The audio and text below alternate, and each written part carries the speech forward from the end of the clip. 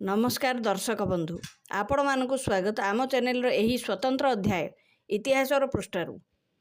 आज हूँ 24 जुलाई सारा भारतर आज दिन को आयकर दिवस बा इनकम टैक्स डे भाव पालन करुच्ची। किंतु आपण जानते कि आम देश में यही टैक्स बा कर देवा व्यवस्था केबे एवं कहीं आरंभ होइतिला, केमिति गोटे सामरिक विद्रोह भारत में आयकर जन्म देइथिला। आसंतु जानिबा यही रोमांचकर इतिहास विषय। यही कहानी आरंभ हुए वर्ष 1857 रु जेतेबेले भारतर ब्रिटिश शासन विरुद्ध रे प्रथम स्वाधीनता संग्राम बा सिपाही विद्रोह होइतिला।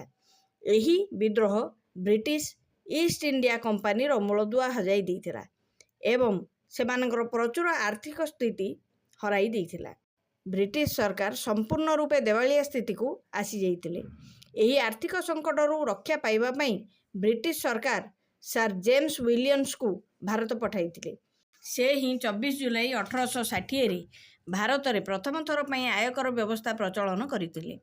ब्रिटिश समय आरंभ होइतिबा ई आयकर व्यवस्था को 2010 मसीह रे 150 वर्ष पूरीतिला।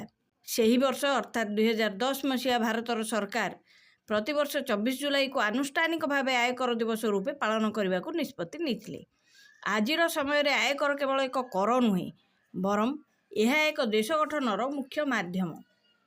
आमे देउथबा टैक्स टंकार ही देशर सुरक्षा रास्ता घाट हॉस्पिटल एवं गरीब लोकों कल्याणकारी योजना प्रस्तुत करा जायते। तेणु दायित्ववान नागरिक हिसाब रे टैक्स देवा आम समस्तंकर कर्तव्य। तेबे बंधुगण 24 जुलाई रही ऐतिहासिक तथ्य को आपण मानक केमिति लागिला आमको कमेंट करी निश्चय जणांतु। जदि आपण निज आय उपरे सठिक समय रे टैक्स देउचंती तेबे देशर विकास रे आपणकर मध्य खूब योगदान रही। वीडियोटी भल लगिले लाइक शेयर एवं चैनल को सब्सक्राइब करिवार जमार भूलिबे नाही। इतिहास पृष्ठारू आगामी अध्याय रे आमे एमिति आउ एक रोमांचकर कहानी नहीं आसिबु। रहुची धन्यवाद। जय जगन्नाथ।